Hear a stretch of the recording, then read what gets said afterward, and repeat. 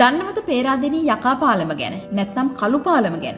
මහනුවර දිස්ත්‍රික්කයේ පේරාදෙණියේ පැණිදෙණිය සහ සරසවි උයන දුම්රිය ස්ථානයේ අතරින් ගලා බසින මහවැලිගඟ හරහා ඉදිකළ යකා පාලම උඩරට තුම්රිය මාර්ගයේ මහනුවර දක්වා දීර්ඝ කිරීමේදී බ්‍රිතාන්‍යයන් විසින් ඉදිකළ අපූර්ව පාලමක්. මේ ඉදිවන්නේ 1897 දී පමණ. බ්‍රිතාන්‍යයේ හොරස් නැමැති සමාගමකින් යකඩ කොටස් වශයෙන් නිපදවා මෙරටට ගෙන්වා ඉදිකර ඇති මෙම පාලමට යකා පාලම කියලා කියන්න. නැතිනම් කළු පාලම කියලා කියන්න හේතු කිහිපයක් තියෙනවා. එකක් තමයි එහි අඳුරු යකඩමය පෙනුම සහ අතිශය උස්බිම් පිහිටීම නිසා පාලම තරණය කරන්නන් තුළ ඇතිවන පියජනක හැඟීම හේතුවෙන් මෙම පාලම යකා පාලම ලෙස හඳුන්වනවා. මීට අමතරව පාලමෙන් වැටී සිදු වූ අනතුරු හේතුවෙන් ඇති වූ බිය නිසාත් මේ යකා පාලම නමින් ප්‍රදේශවාසීන් අතර ප්‍රචලිතයි. එමෙන්ම මුලින්ම ආලේප කර තිබූ කළු පැහැති තීන්ත නිසා මෙම පාලම කළු පාලම ලෙස නම් කළ බවත් වාර්තා වනවා. මීට අමතරව තවත් විවිධ හේතු නිසා මේ පාලමට මේ නම් කියන බව වාර්තා වනවා. ශ්‍රී ලංකාවේ දිගම ගඟවන මහවැලිගඟ හරහා විශාල උසකින් ඉදිකර ඇති මෙම පාලමේ දිග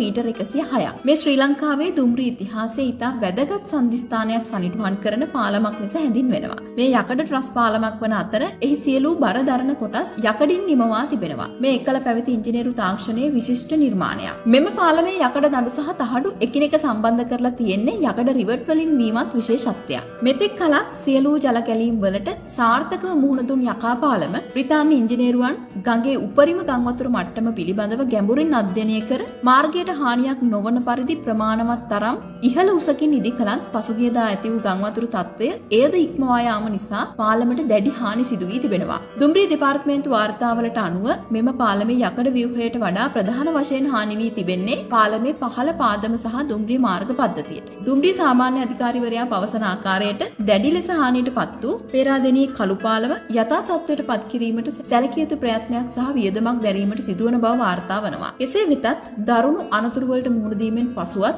සියලු වේදනාවන් දරා ගනිමින් අදටත් මහවැලි ගඟට ඉහළින් නැගී සිටින පේරාදෙණියේ කළු පාලම නැත්නම් යකා පාලම හුදෙක් ගමනාගමන පහසුව සඳහා පමණක් තැනූ පාලමක් නොවේ. බ්‍රිතාන්‍ය අධිරාජ්‍යයේ ආර්ථික අවශ්‍යතා, ඉංජිනේරුමේ විශිෂ්ටත්වය සහ ශ්‍රී ලංකාවේ ප්‍රවාහන පද්ධතියේ පරිණාමය පිළිබඳව සාක්ෂි දරන සදාතනික සංකේතයක්.